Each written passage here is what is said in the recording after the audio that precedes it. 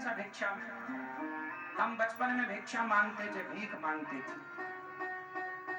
एक सज्जन ने, एक मैया ने कह दिया महाराज बाद में आना, मतलब वो टालना चाहती थी।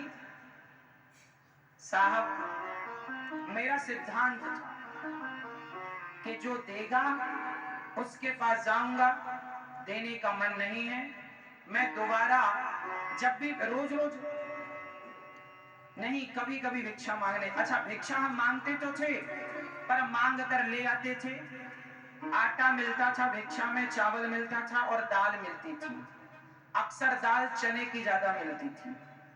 तो हमारे यहाँ जब तक वो आटा चलता था तब तक हम दोबारा भिक्षा में नहीं जाते थे। भाई है, ज्यादा मांग के रखेंगे तो खराब हो जाएगा।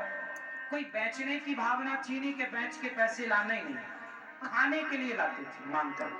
तो आटा 10-15 दिन चलता था, तो जब तक चलता था तो नहीं जाते थे। खत्म हो जाए तो खत्म होने के 2 दिन पहले फिर भिक्षा में निकल जाते थे। माँ बता दिया करती थी कि अब राशन खत्म हो रहा, जाओ भिक्षा ले आओ। तो भिक्षा लेने हम जाया करते थे।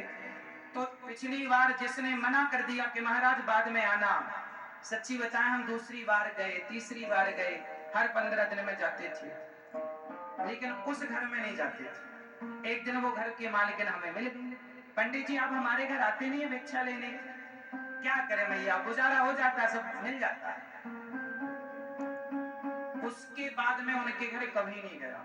एक दिन वो रोती रोती आई, बोले आप हमारे घर भिक्षा लेने नहीं आते? क्या करें भैया, आपके घर आप बिजी रहती हो, काम में आप व्यस्त रहती हो, क्या करें? बोले आपकी बार आना। हमने कहा नहीं, अब हो जाता, ठाकुर जी देते हैं। तो फिर उन्होंने, उनका भाव अब बना, अब उन्हें लगा कि देना चाहिए या जो भी प्रेरणा, पर हम गए नहीं। इससे एक सीख ली है हमने, आप लोग लेंगे कि नहीं? यदि ईश्वर ने हमें देने लायक बनाया है तो जरूर देना, क्योंकि देने लायक विधाता ने बनाया है। देने की सामर्थ्य किसके अंदर, किसने दी है?